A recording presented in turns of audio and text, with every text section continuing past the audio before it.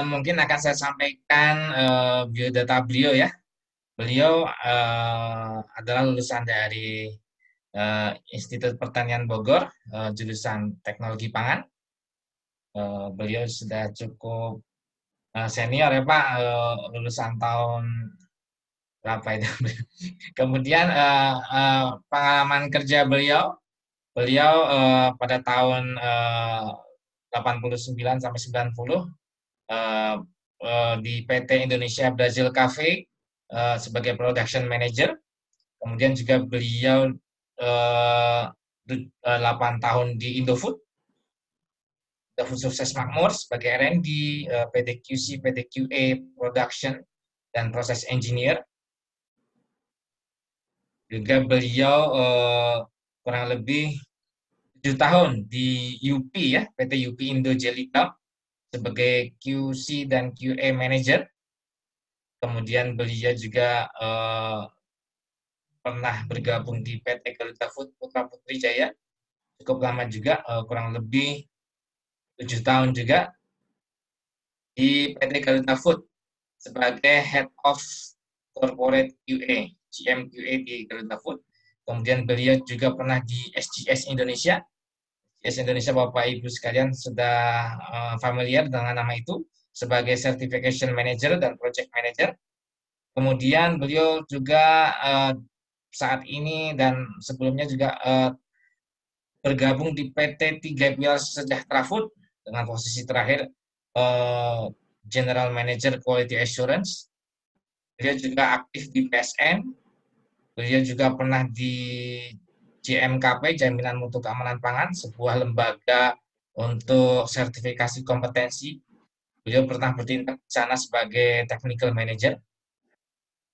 Dan berbagai pengalaman-pengalaman lain yang tentunya masih terkait dengan kompetensi beliau, dengan keahlian beliau di bidang quality control dan quality assurance.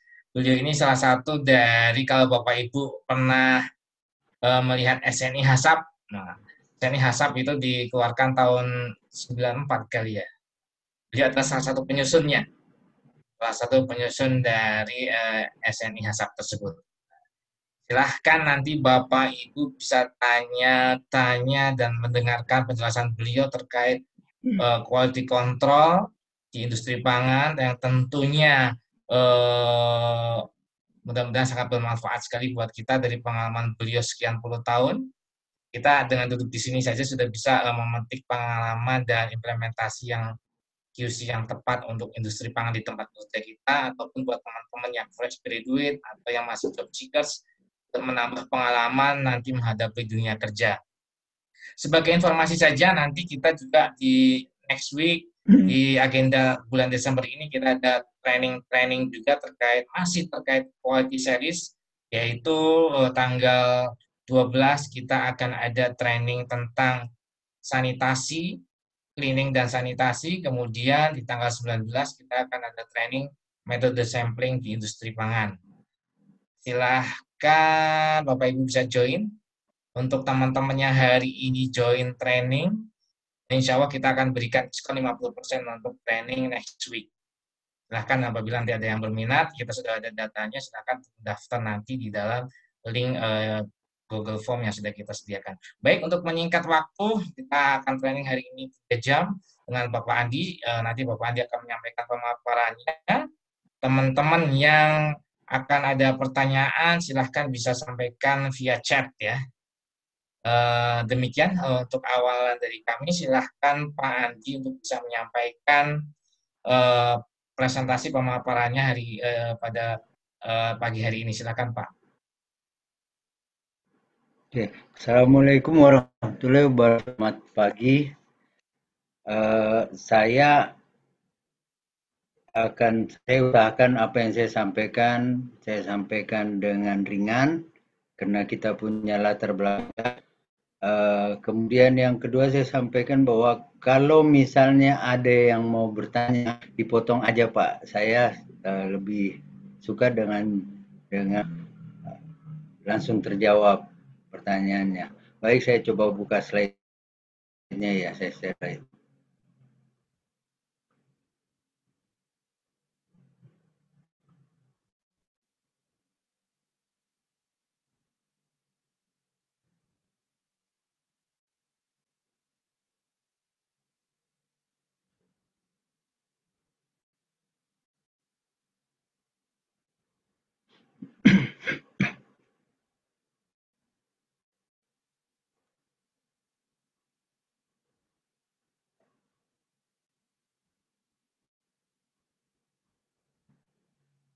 Mungkin dia pause bentar ya karena jaringan.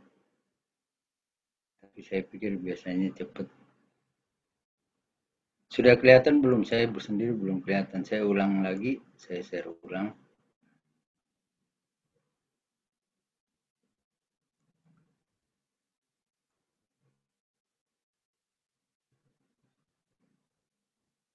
Oke.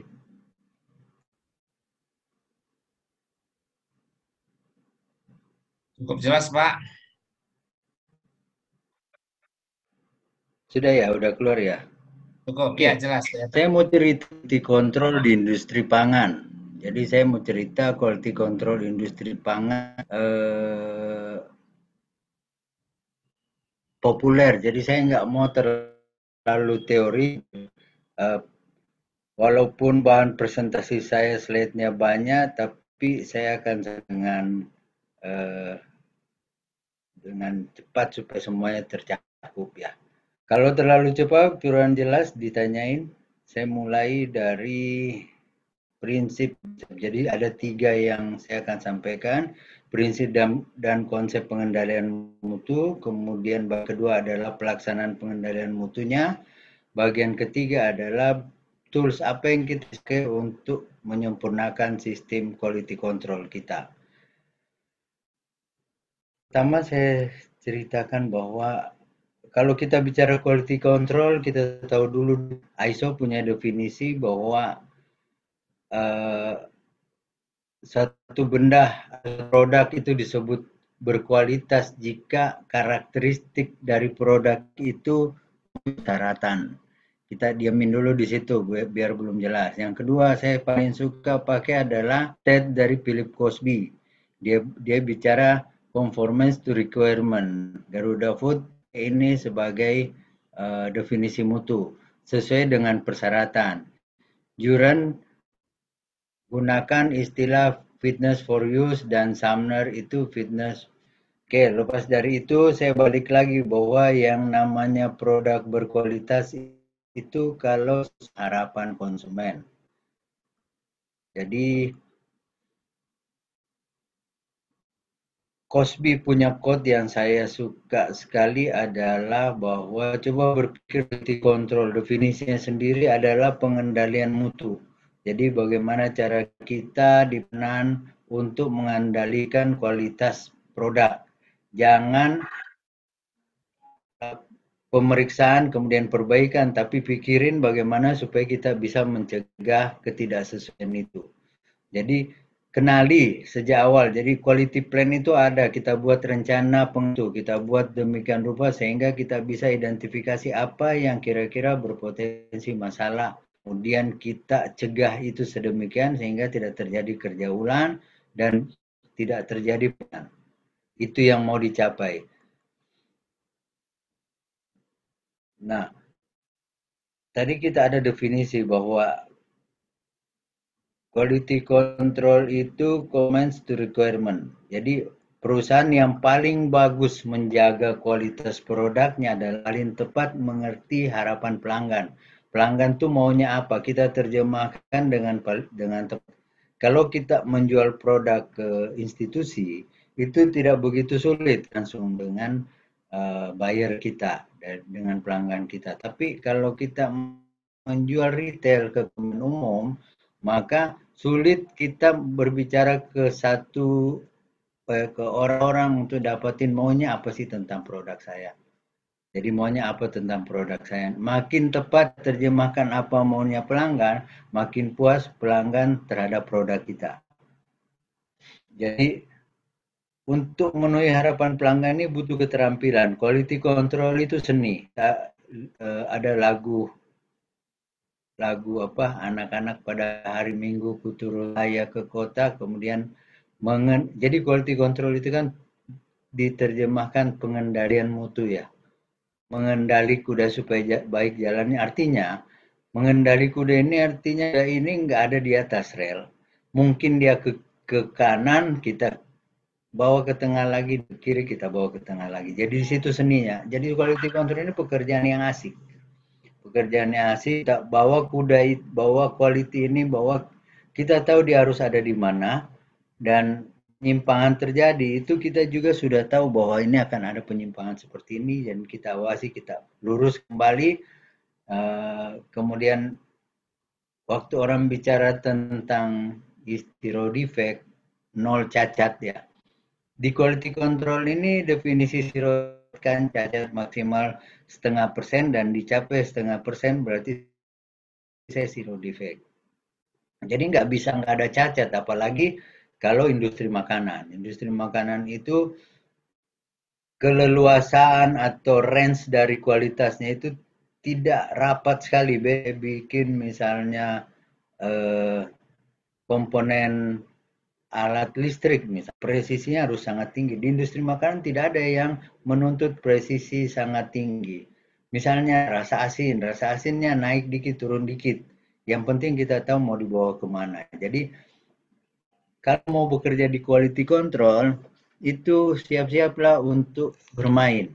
Jadi kita bisa bermain, maka kita akan sukses nangani mutu perusahaan makanan. Oke. Saya balik bahwa kemampuan untuk mengenali ini penting. Terus pertanyaan sekarang kalau retail, bagaimana cara saya mengetahui apa harapan pelanggan? Sementara tidak mungkin saya tanyakan satu persatu. Kita dibantu sama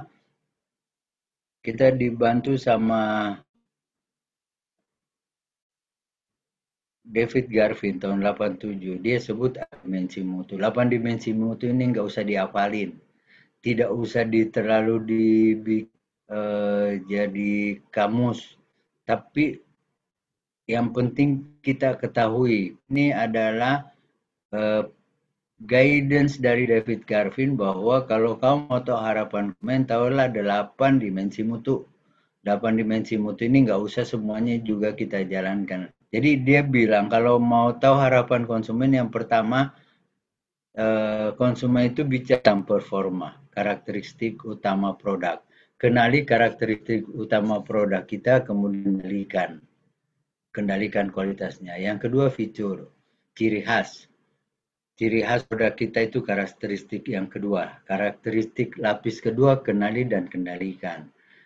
Kemudian ada istilah keterandalan, reliability, konsistensi karakteristik. Kalau saya beli kacang goreng, sekarang saya makan enak renyah, besok saya makan mulai banyak yang pahit dan sebagainya, berarti dia nggak handal. Conformance artinya sama dengan yang diklaim.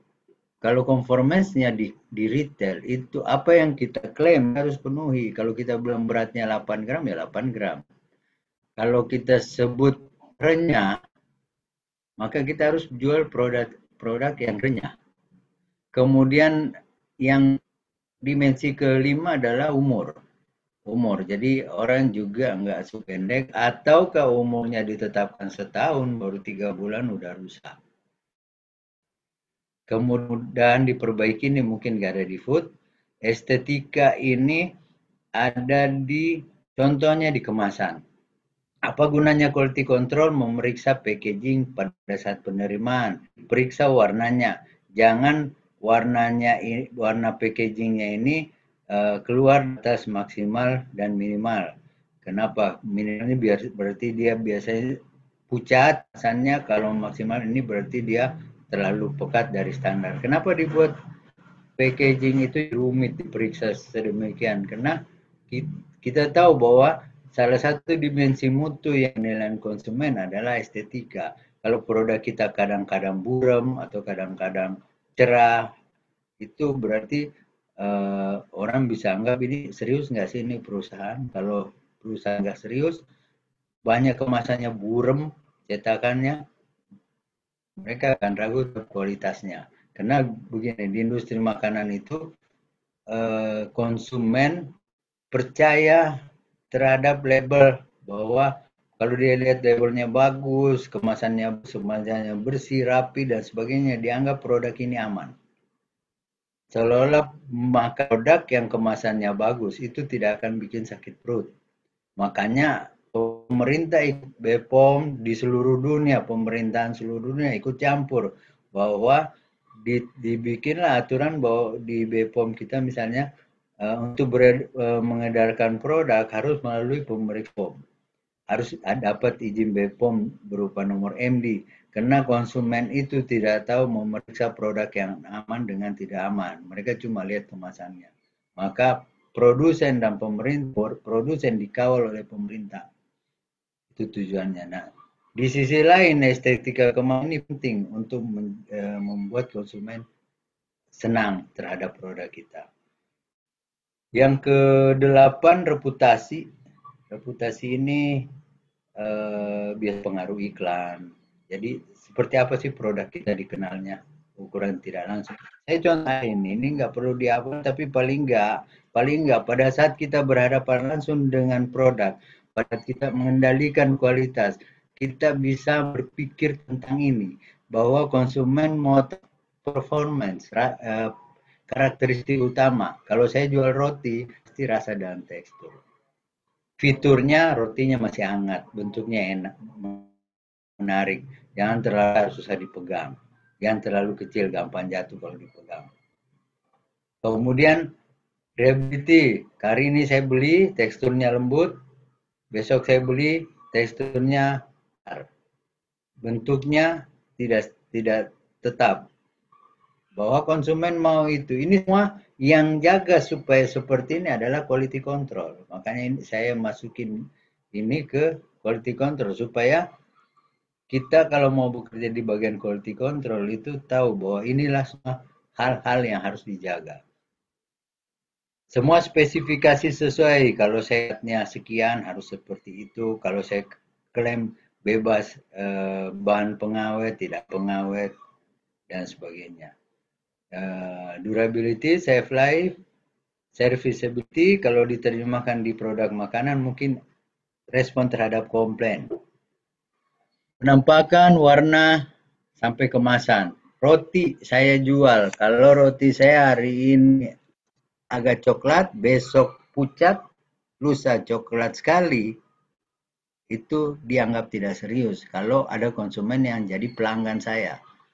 Kemudian reputasi ini pelanggan konsumen. Dia beli roti, keluarganya nginap di rumahnya, langsung beli roti yang itu. Itu roti yang di sana pernah ada kejadian seperti ini. Jadi jangan buat reputasi buruk. Itu alasannya orang biasanya reputasi buruk ini banyak kaitannya dengan keamanan pangan. Salah satu alasan orang terapkan sistem pangan yang bagus, jadi bukan quality control, saya bicara di reputasi. Salah satu alasan tetapkan sistem quality control, dia takut isu negatif. Ada kasus keracunan dan sebagainya. Nah, reputasi ini muncul juga dari iklan. Jadi reputasi ini dibuat oleh bagian marketing juga. Makin sempurna kita kenali produk kita, apa yang diharapkan konsumen di produk kita, makin sempurna kualitas yang bisa kita presentasikan. Ini pengertiannya aja. Kemudian bagaimana kita kendalikan mutu? Untuk kendalikan mutu, saya udah mulai masuk ke inti pembahasannya, bagaimana kita kendalikan mutu. Nah, untuk mengendalikan mutu dan tepat, kita harus tahu definisi ini, bahwa proses kerja itu adalah bagian dari proses lebih besar. Bagian atau tahapan kerja, output dari tahapan kerja pertama ini jadi input dari tahapan kerja berikutnya. Output dari material yang dibeli oleh bagian purchasing itu jadi input proses awal. Material atau packaging yang dibeli, yang diperiksa oleh quality control, kalau salah, sejak awal itu salah semua. Jadi kita harus tahu bahwa setiap tahap ini pasti dan akan berpengaruh, jangan ada salah di semua tahap. Benar-benar kita hati-hati sama semua tahap. Istilahnya jangan dibikin kendor, diayun terus biar semuanya tetap terkendali.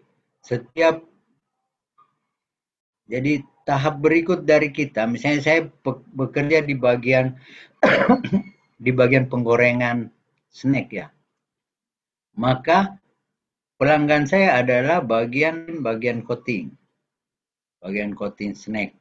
Kalau saya bikinnya tidak sempurna, mereka tidak bisa bikin dengan bagus. Maka kita harus ada komunikasi dengan pelanggan dan hubungan kita adalah hubungan pemasok dan pelanggan. Sebelum saya ada tahapan proses misalnya pengeringan chip. Maka saya harus berkomunikasi dengan tahapan sebelumnya yang bagian pengeringan ini untuk menghasilkan output seperti yang saya harapkan.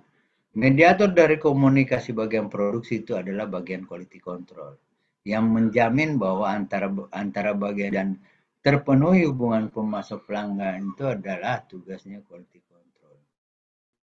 Jadi setiap tahapan proses itu seperti rantai dan setiap mata rantai harus tahu apa yang diharapkan rantai berikutnya.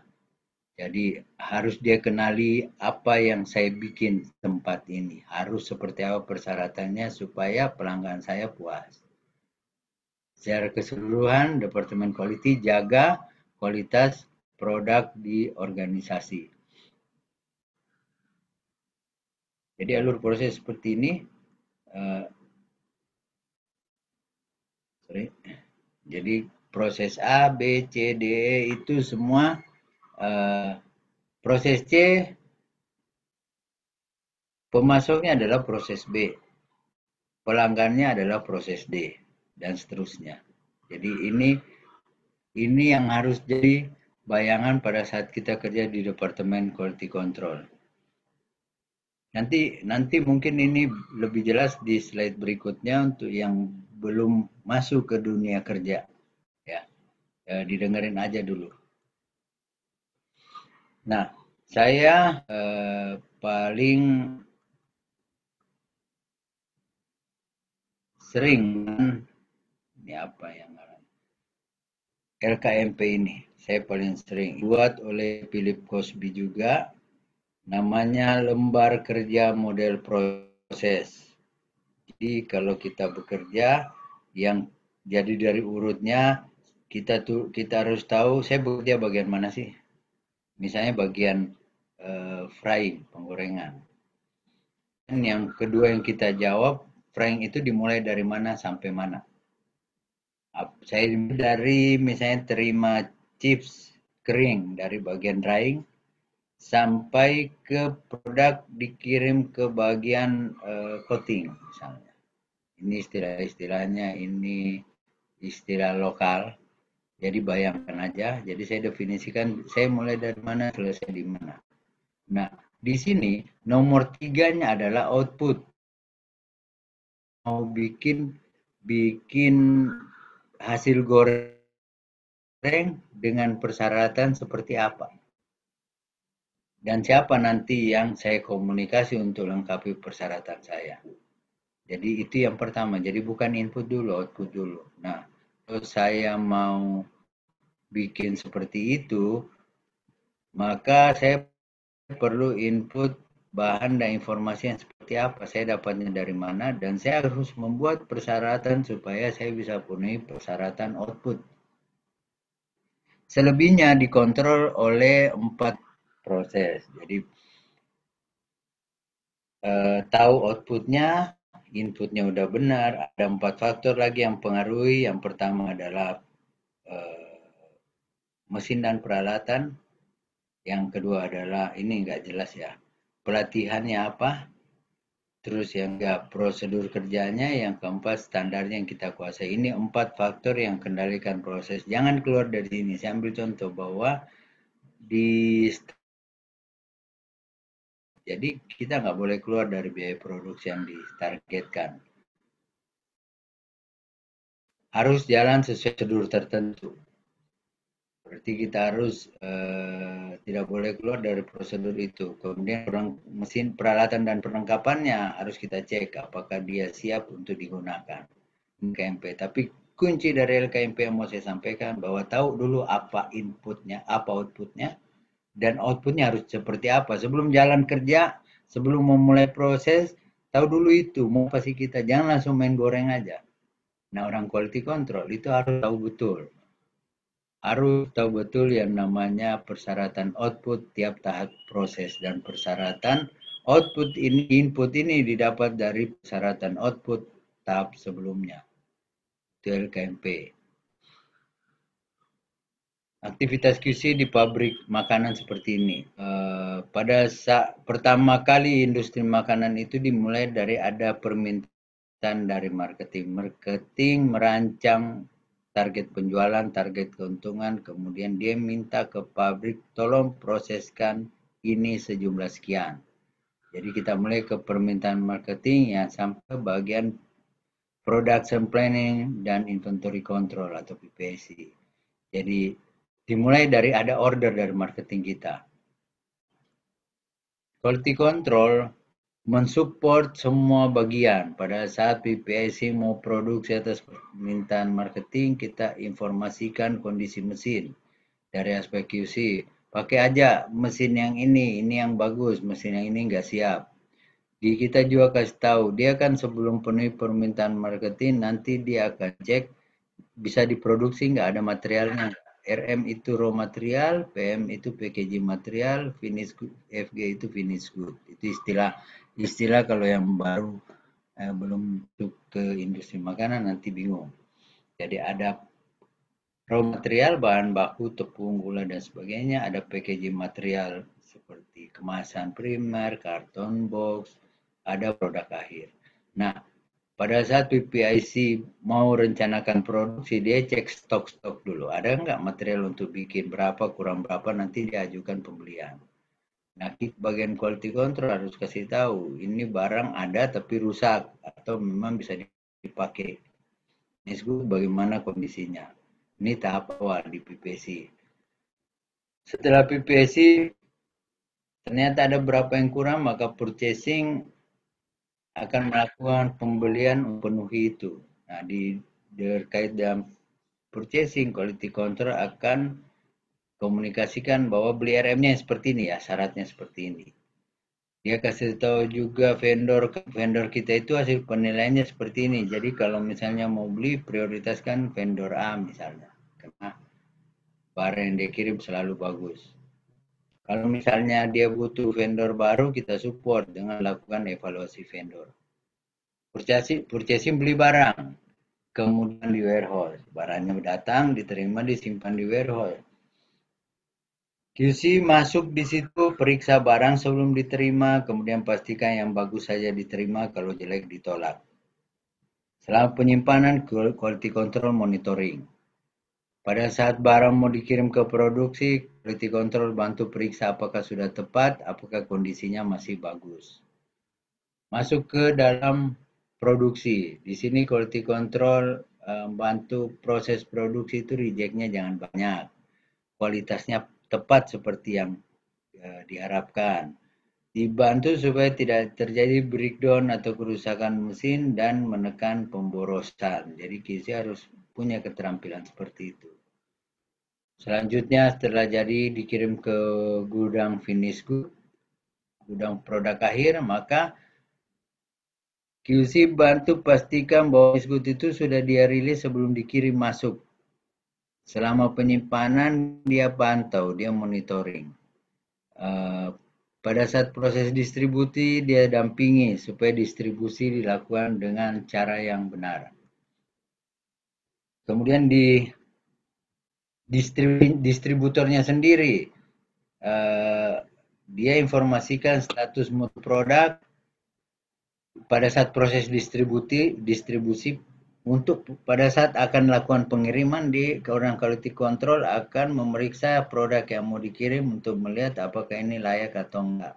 Dan dia memantau ekspedisi, dia periksa ekspedisi atau transporter atau truk alat angkut yang akan digunakan. Dia pastikan semuanya benar. Masuk di toko, di display, di ketemu konsumen, kita jamin bahwa produk yang diterima ke konsumen sesuai dengan atau bahkan melebihi dari harapannya. Ini lingkup aktivitasnya quality control, masih global, belum detail. Skop pekerjaannya sendiri saya sampaikan, saya sering bikin rumah. Ini saya rumah QC. Jadi kalau kita masuk ke kegiatan quality control yang pertama gini, Quality control itu fondasinya ada 3, orangnya, dokumennya, dan peralatannya. Jadi orang harus cukup, harus kompeten, dokumen seperti WI, standar, dan sebagainya harus tersedia lengkap, form-form, status mutu. Kemudian alat-alat yang dia gunakan tersedia dengan lengkap dan tepat, seperti misalnya alat ukur. Semua harus tahu bagaimana memilih alat ukur yang benar. Ini landasannya, kalau ini tidak siap semuanya, aktivitas QC nggak bisa jalan. Kalau sudah siap semua landasan quality control ini, baru masuk kita ke aktivitasnya. Aktivitasnya garis besar, dia kontrol material waktu datang, dia quality control mengendalikan selama proses produksi, dan mengendalikan finish good, hasil produksi sampai ke distributor. Bahkan kalau bisa sampai konsumen. Ada beberapa sistem pendukung yang harus sedia untuk mendukung jalannya sistem quality control. Ada yang saya sebut sistem utama ini kalau tidak jalan, tidak bisa jalan yang lainnya. Contohnya, kalibrasi itu sistem utama. Yang kedua adalah sistem sampling, harus tepat melakukan sampling. Yang ketiga, di sistem utama ini analisa laboratorium. Kemudian ada lagi di sistem utama itu adalah dokumen. Jadi selain analisa,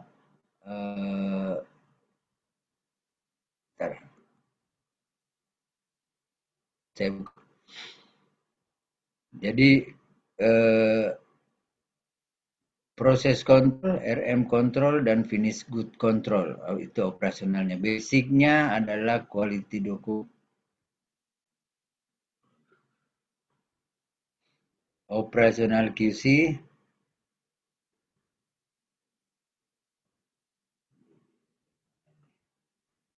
oke. Jadi sistem utama itu tadi, main system,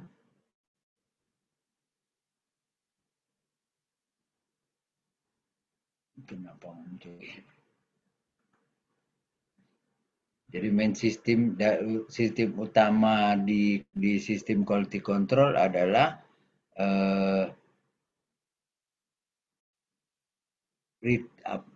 sistem utama yang tadi saya sampaikan. Nanti kita masuk ya. Saya agak. Nah, ini sistem utamanya. Setting, produk menyimpan, dan testing.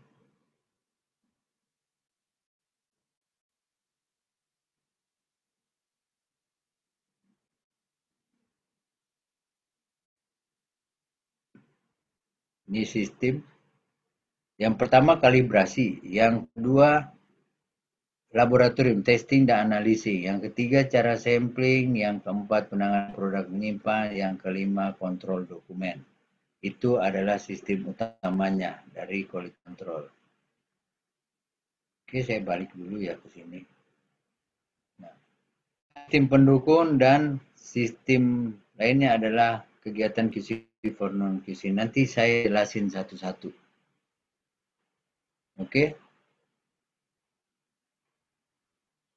Kalau ada yang mau ditanyakan, langsung ditanyakan. Rumah quality control. Rumah quality control seperti ini. Persyaratan dasarnya adalah ada quality dokumen, ada orang, dan ada fasilitas peralatan kontrol. Nah, quality dokumen ini sendiri ada standar, form, ada juga titik periksa, jadi itu dokumennya. Kemudian personilnya, human capitalnya harus terlatih. Ini saya akan bahas detail di sesi berikutnya. Ini gambaran umum saja dulu. Oke, saya lanjut saja bahwa saya sampai di pengendalian mutu. Ada yang mau bertanya? Kalau ada yang mau bertanya.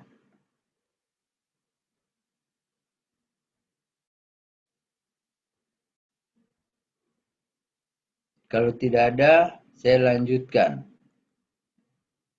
Saya lanjutkan ke mana kita melaksanakan pengendalian mutu. Tadi adalah prinsip dan konsepnya, sekarang kita laksanakan pengendalian mutunya. Kita lihat rumah QC. Jadi kita mengendalikan mutu di pabrik makanan itu seperti ini. Jadi tersedia human capital atau orang QC yang terlatih. Yang terlatih, tahu standar, kemudian karakter juga sudah dievaluasi. Salah satu yang untuk yang baru masuk di mungkin mau masuk bawah, orang yang bekerja di bagian quality control itu harus orang yang suka pekerjaan rutin, karena pekerjaannya ini akan rutin dikerjakan. Apa yang dikerjakan itu dia kerjakan berulang. Walaupun mungkin ada variasi jenis produk, jenis material, tapi tetap saja bahwa apa yang dikerjakan ini adalah pekerjaan yang rutin. Jadi orang-orang yang tertarik pekerjaan rutin mungkin bisa, yang suka bekerjaan berganti-ganti mungkin bisa diambil. Tapi kalau yang mau masuk mendalami sistem quality control pabrik makanan itu dia harus tertarik sama pekerjaan yang berulang sehingga dia terampil. Nah, karakter orang QC juga harus pintar berkomunikasi. Jadi komunikatif, kemudian negosiasi, dan sebagainya. Berikutnya adalah dokumen. Di dokumen ini yang poin yang penting adalah standar. Kita harus bikin standar mutu. Kita harus punya WI, cara work instruction atau petunjuk cara melakukan pemeriksaan. Jadi ada standar dan ada cara melakukan pemeriksaan. Dokumen intinya adalah yang saya sebut titik periksa. Semua saya kasih contohnya. Titik periksa ini ya, kita kenali dulu lebih awal tahap proses ini apa yang saya periksa. Berikutnya adalah fasilitas. Yang dimaksud fasilitas dan peralatan ini adalah alat ukur dan tes. Kita mengukur kadar air. Yang umum ada itu timbangan misalnya. Timbangan ini mau pakai yang berapa desimal, berapa angka di belakang koma. Ini disesuaikan apa yang mau diperiksa. Zaman dulu timbangan itu efektif di atas 20% dan di bawah 80% dari kapasitas maksimum. Kalau saya punya timbangan kapasitas maksimumnya 10 gram, yang paling bagus saya pakai untuk mengukur antara 3 sampai 7 gram. Kalau saya punya kapasitas maksimum 10 gram. Tapi belakang timbangan ini udah makin akurat. Sampai di tingkat paling bawah dari pengukuran dan paling atas mendekati batas maksimal pengukuran. Sudah mulai akurat. Nah, kemudian mengukur kadar air misalnya. Harus kita pahami, saya mengukur kadar air produk yang kadar gulanya tinggi pakai apa. Kalau produk makanan yang umum yang kadar proteinnya tinggi pakai apa. Kalau air produk umum, misalnya yang berlemak, saya ukur kadar lemak pakai apa. Ini harus tepat kita milihnya. Jadi jangan ukur kadar air gula dengan misalnya open. Ini nanti ujung-ujungnya dia jadi. Kemudian sistem utama dari kalau kita, jadi ini adalah bagaimana kita mengontrol pelaksanaan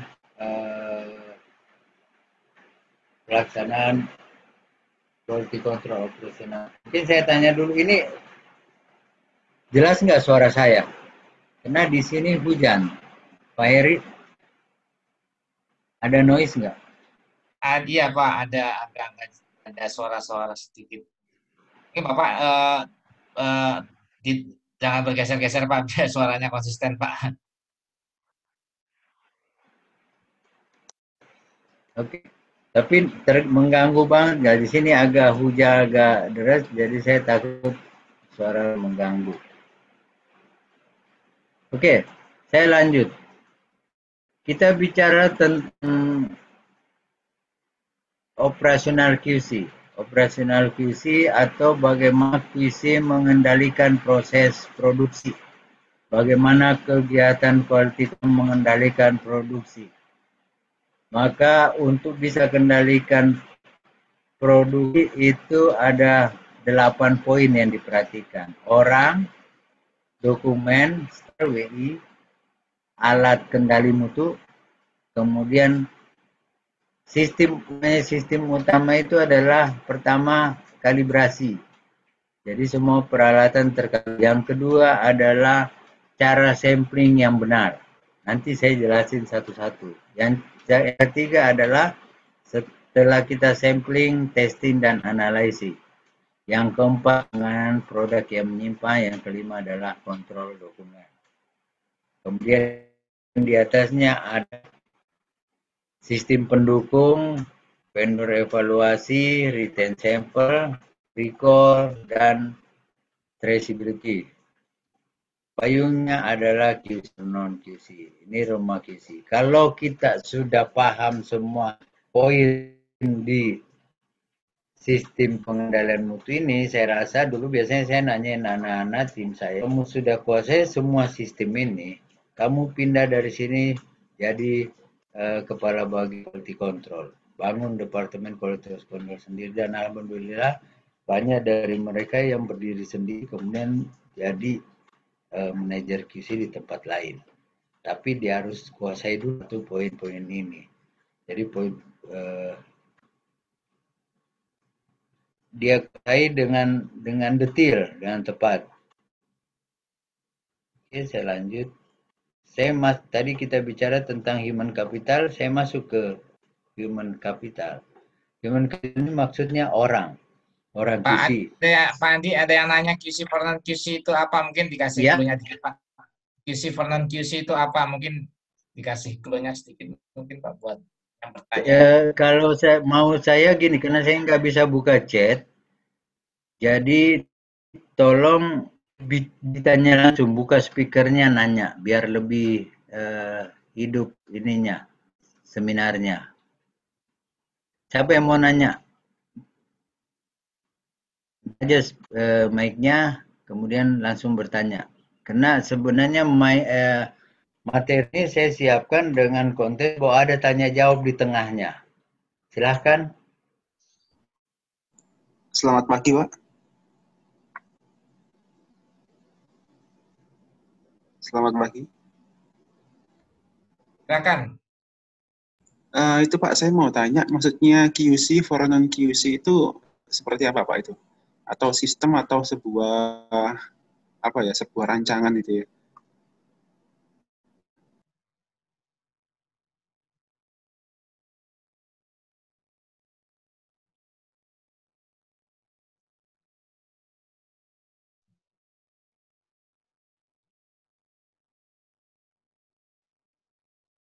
Pak Andi, suaranya masih di mute, Pak.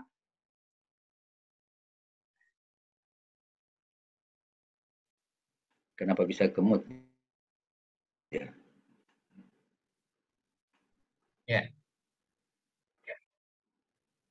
Oke.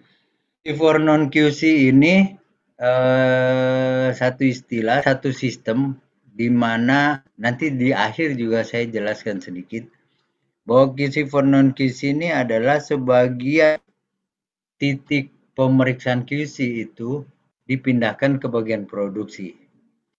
QC nanti bahkan paling bagus adalah, tapi perlu waktu, perlu tahap, nanti nggak usah ada quality control. Ya bukan tidak dilakukan kegiatan quality control, tapi quality control ini dilakukan produksi. Jadi ada berapa mungkin pemeriksaan QC yang pakai alat tetap dilakukan oleh departemen QC. Jadi QC for non QC ini adalah satu program mana pengendalian mutu itu bukan dilakukan oleh orang lain tapi pelaksana produksi itu sendiri. Jadi sebagian akan dipindahkan ke bagian produksi. Detailnya saya ada penjelasan di slide-slide terakhir. Ya. Gimana Patri? Jadi QC for non QC ini orang bukan ya, silakan. Jadi yang membangun ini orang QA. Jadi kenapa Pak? Yang membangun rancangan ini orang QA, kemudian rancangan QC itu diberikan ke departemen yang bukan QC Pak ya. Contohnya produksi seperti itu Pak ya. Ya, betul. Jadi jadi ini kegiatan sebagian kegiatan QC itu dipindahkan ke produksi. Karena begini. Sebenarnya yang paling bagus jaga pekerjaannya itu orang produksi sendiri. Nah, sebagian pekerjaan pengendalian mutu itu diserahkan ke orang quality control. Padahal kalau dijaga oleh orang produksi, itu lebih bagus pengendaliannya. Nah ini yang diperiksa, ini dialihkan. Jadi diusahakan maksimal mungkin bahwa pengendalian mutu itu dilakukan oleh bagian pelaksana. Karena kalau enggak, saya ambil contoh ada perusahaan yang orang QC-nya itu dia sudah jalankan istilahnya 3 in 1 ya, 3 in 1 dari sistem QC. Jadi dia operator produksi, dia juga melakukan aktivitas pengendalian dan dia lakukan juga maintenance harian. Jadi maintenance harian dia sebelum jalankan mesin dia akan lakukan pelumasan dan sebagainya. Pada saat dia proses produksi kalau ada yang tidak sesuai dia berhenti sendiri, dia potong sendiri. Kemudian dia secara prediktif cek warnanya, kebetulan perusahaan itu perusahaan printing ya, perusahaan cetakan, dia warna, dia sampling sendiri hasil produksinya, dia stop mesin kalau nggak sesuai, dia buang yang sesuai, dijalankan lagi. Dia cek, kemudian dia lakukan pemeriksaan mutu sambil dia perusahaan yang tidak jalankan yang ada sekarang dengan sistem konvensional. Ini orang mesti jalanin apa yang dia mau jalanin. Dia kejar target quantity. Orang Q datang sampling. Misalnya sejam sekali, setengah jam sekali. Pada saat dia datang, pembelian cacat sudah lewat, sudah tertutup dengan produk lain. Orang produksi nggak mau cek barangnya. Dia hitung kuantitasnya. Nah ini yang program berikutnya adalah QC for non QC. Bagaimana supaya hal ini nggak terjadi. Yang tanggung jawab terhadap kualitas itu semua karyawan. Bukan hanya quality control. Itu targetnya Pak. Penjelasannya seperti itu Pak Tri. Ya oke Pak, makasih Pak. Oke, kita lanjut ke ini syaratnya orang. Maaf Pak Eri, ini di layar saya kotak warna orange ini muncul, kelihatan nggak? Ada Pak, ya. Ini nggak begini. Kemudian jadi begini, orang, saya bicara orang, quality control. Kalau mau rekrut orang, sama organisasinya dulu deh. Organisasi quality control itu independen, nggak boleh ada di bawah departemen produksi, nggak boleh dikuasai departemen produksi. Kalaupun pabrik misalnya, itu dia harus tetap dibikin independen, tidak dipengaruhi. Jadi misalnya dia komplain bagian produksi atau dia membuat keputusan proses di stop, dia harus dibuat independen. Dia keputusannya mutlak. Tapi ada tanggung jawab di belakang itu. Jangan orang quality control ini kurang pengetahuan sehingga berhentikan mesin tanpa memikirkan bisnisnya sendiri, padahal keputusannya salah. Dari banyak pengalaman QC di lapangan, orang QC yang tidak tahu persis bagaimana mengelola tim QC-nya itu bulan-bulanan kena keputusannya memutuskan berhenti, enggak, itu salah. Jadi organisasinya harus independen. Biasanya saya kalau ada corporate QA dia akan masuk menjadi istilahnya pengacaranya QC pabrik lah dari kepala pabrik.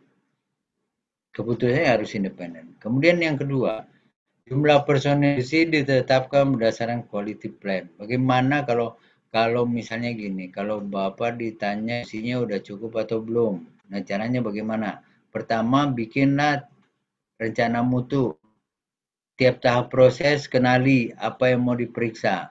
Nanti detail periksa misalnya gini. Incoming material, pemeriksaan tepung terigu atau gula pasir kalau datang, itu dimenitin Pak, berapa lama kita periksa pasir satu kali kedatangan. Terus kita juga harus lihat bahwa frekuensi kedatangan gula pasir itu dalam sehari atau seminggu itu berapa kali. Jadi berapa yang kita butuhkan untuk terima gula pasir, berapa jam untuk terima material ini, kemudian masuk ke tahap proses apa saja yang diperiksa, durasi periksanya bagaimana sampai buat keputusan. Kita sudah bikin spare waktu. Kira-kira kalau ada hambatan seperti ini, kira-kira dia butuh sekian per pemeriksaan. Berapa kali dia harus melakukan pemeriksaan. Kita hitung detail satu-satu, kita dapati bahwa total jam yang saya butuhkan di tahap proses ini sekian jam.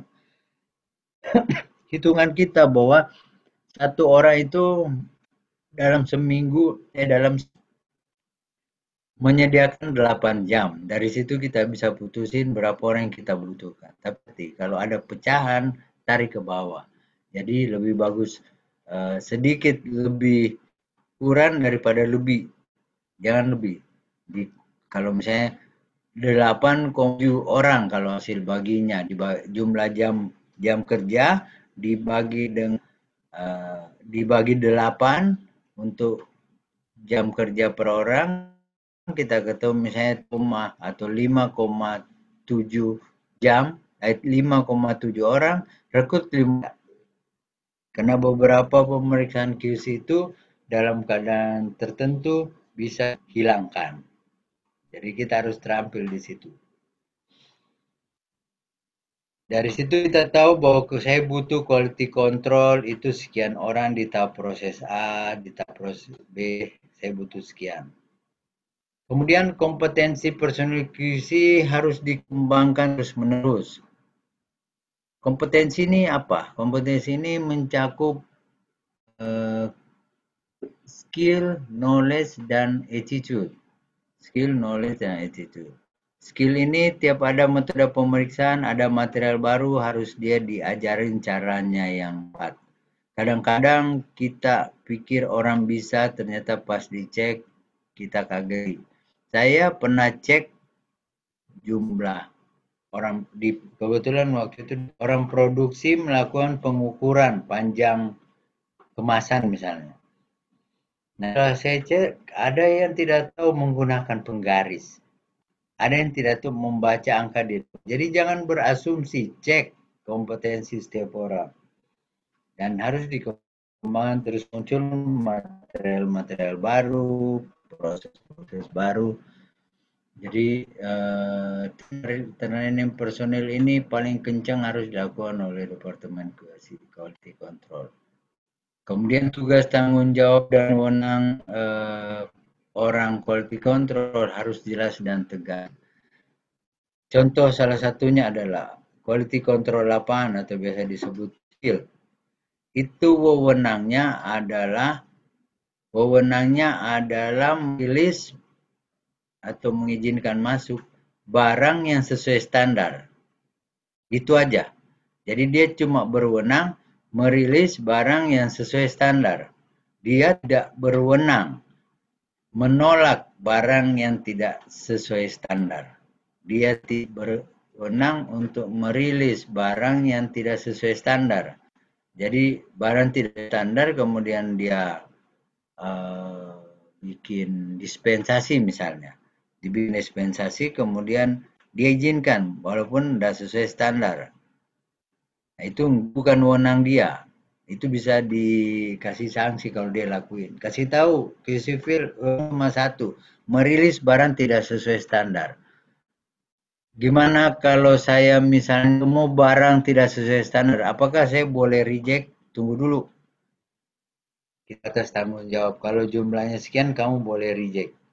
jumlahnya sekian, kamu lapor ke atasanmu. Jumlahnya lebih banyak lagi, lapor ke manajer quality control. Kalau income material, barang masuk dari vendor, QC Field tidak boleh langsung tolak, suruh pulang. Jadi barang kalau ditolak dan dikembalikan dan ditolak itu sampai ke plant manager, kepala pabrik yang approve. Jadi tanggung ini harus dikenali. Karena jangan sampai orang sudah berhitung material ada, ternyata sama QC Field ditolak, dia diam-diam lagi. Ditungguin produksi padahal barangnya nggak masuk. Nah, ini yang jadi syarat sama yang diperhatikan di kompetensi personil. Tadi saya bilang ada attitude, karakter kalau rekrut orang QC, karakter berikut. Yang pertama, cari orang yang suka kerja yang kedua, dia harus bisa bikin keputusan, bukan orang yang ragu-ragu. Yang ketiga, dia harus bisa mempengaruhi orang lain. Ada istilahnya, dia bisa mempengaruhi. Yang keempat, dia termasuk karakter orang yang suka belajar. Suka dapat dari hal-hal yang baru. Yang kelima, dia punya tanggung jawab tegas. Jadi ada beberapa kriteria personil QC. Kalau kita misalnya, saya mau masuk departemen quality control nih, fresh graduate, tapi saya nggak suka pekerjaan yang rutin. Atau saya nggak suka pekerjaan dalam pabrik, saya di lapangan. Karena pekerjaan itu, waktu kita mau masuk suatu perusahaan, ada tes yang bisa menunjukkan karakter kita. Karakter kita itu orang yang suka di lapangan atau di belakang meja atau di produksi. Apakah kita suka pekerjaan rutin atau pekerjaan yang rutin? Kalau rutin kita bosan, kita jenuh, kita kendor. Kalau misalnya seperti itu ya, berarti kita cocok di pekerjaan yang tidak rutin. Contohnya R&D, setiap kali ada produk baru dan sebagainya. Selesai satu produk, udah selesai. Oke.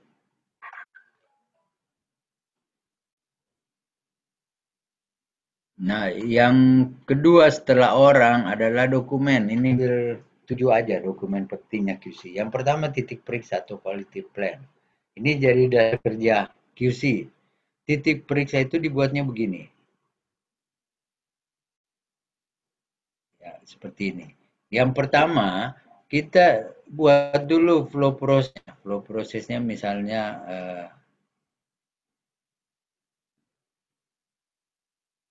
urut-urutannya begini. Misalnya penimbangan, pembuatan adonan, sitting, pengeringan, kemudian cutting, kemudian first drying dan sebagainya sampai packing. Nah, di sini tiap tahap periksa ini, tiap tahap proses ini periksa apa kita cek, apa yang perlu diperiksa. Di tahap penimbangan ini apa yang perlu diperiksa? Kita periksa ke persiapan timbangannya, kemudian kesesuaian pada saat pelaksanaan penimbangan. Kemudian pada saat pembuangan, kita periksa ketepatan jenis bahan, jumlah bahan, suhu, dan waktu. Nah, setiap tahap proses kita periksa, kita tetapkan apa yang akan diperiksa. Ini yang namanya identifikasi merancang titik periksa proses. Jadi proses ini kita rancang proses kita identifikasikan apa yang diperiksa dari awal proses sampai akhir proses. Kemudian form titik periksa seperti ini. Form titik periksanya begini. Satu-satu tadi parameter yang diperiksa, tapi ini nggak nyambung ya. Satu-satu